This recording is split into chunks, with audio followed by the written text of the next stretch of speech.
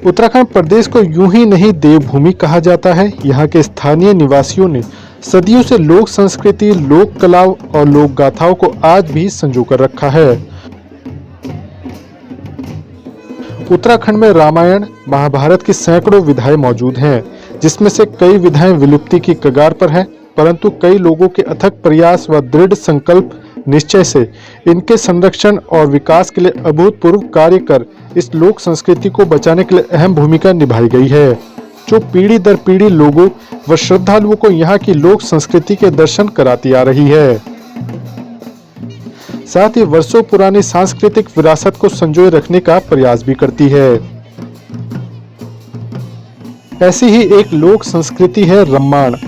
चमोली के पैन खंडा से यूनेस्को के विश्व सांस्कृतिक धरोहर बनने में रम्माण ने लोक संस्कृति की अनूठी छटा पेश की है, जिसने देवभूमि को हर बार गौरवान्वित करने का अवसर दिया है।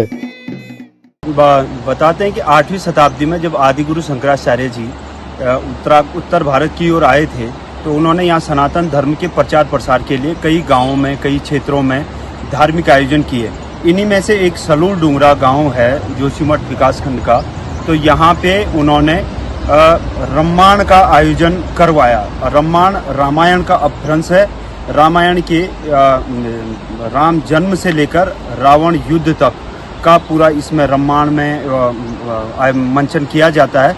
इसमें कई गांवों के लोग जुड़ते हैं। रामायण का पूरा इसमें अभिनय पात्र उसी गांव के होते हैं। तो ये एक अनूठी पहल वहाँ पे की है सनातन धर्म की संस्कृति को बढ़ावा देने के लिए, और इसकी विविधता, सांस्कृतिक महत्ता को देखते हुए यूनेस्को ने 2006 में इसको विश्व धरोहर घोषित किया था, सांस्कृतिक विश्व धरोहर।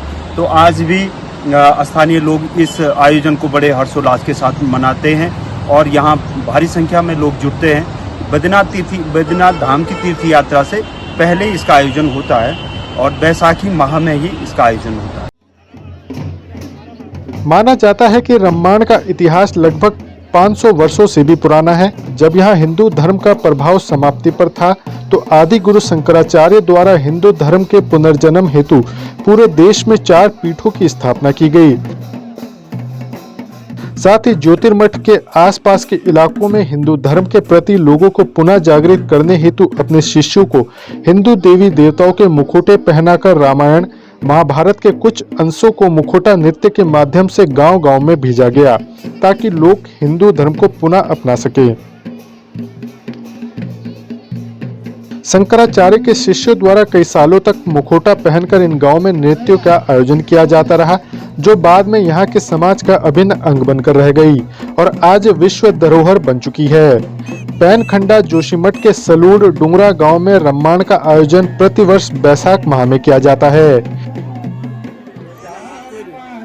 एक पखवाड़े तक चलने वाली मुखोटा शैली व भलदा परंपरा की यह लोक संस्कृति आज शोध का विषय बन चुकी है। 500 वर्षों से चली आ रही इस धार्मिक विरासत में राम, लक्ष्मण, सीता, हनुमान के पात्रों द्वारा नृत्य शैली में राम कथा की प्रस्तुति दी जाती है, जिसमें 18 मुखोटे, 18 ताल, 12 ढोल, 12 दमऊ, 8 भंकोरे प्रयोग में लाए जाते हैं। इसके अलावा राम जन्म, वनगमन, स्वर्ण मृगवध, सीता हरण, लंका दहन का मंचन ढोलों की थापों पर किया जाता है, जिसमें कुरु जोगी, बनिया बनियान तथा माल के विशेष चरित्र होते हैं, जो लोगों को खासे हंसाते भी हैं।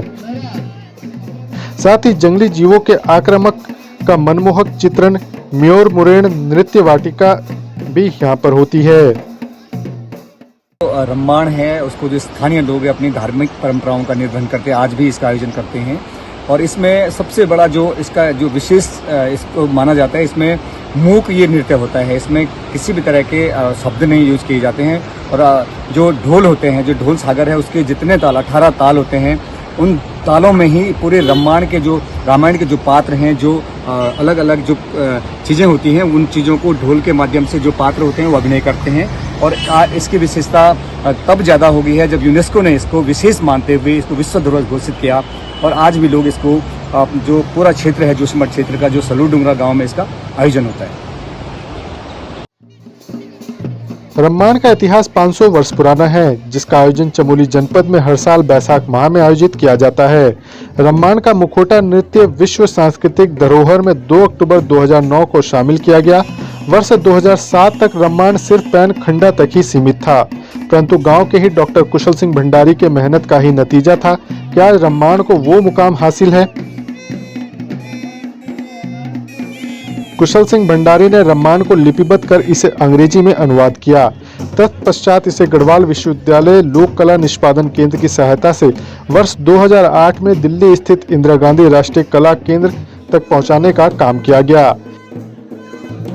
इस संस्थान को रम्माण की विशेषता इतनी पसंद आई कि उक्त संस्थान की पूरी टीम सलूड़ डुंगरा पहुंची और वे लोग इस आयोजन से इतने अभिभूत हुए कि 40 लोगों की एक टीम को दिल्ली बुलाया गया, जिन्होंने दिल्ली में अपनी शानदार प्रस्तुतियां देने का काम किया। तत्पश्चात इसे भारत सरकार द्वारा यूनेस्को भेजा गया, जिसके बाद 2 अक्टूबर 2009 को यूनेस्को द्वारा पैनखंडा के रम्माण को विश्व सांस्कृतिक धरोहर घोषित किया गया तथा 11 व 12 दिसंबर 2009 को ICS के 2 सदस्यीय दल ने प्रमाण पत्र ग्रामवासियों को सौंपे तो ग्राम वालों की खुशी का ठिकाना नहीं रहा। वहीं रम्माण ने गणतंत्र दिवस के अवसर पर दिल्ली राजपथ परेड में दुनिया को लोक संस्कृति के दीदार कराए हैं। चमोली से अजीत काम्बोज की रिपोर्ट।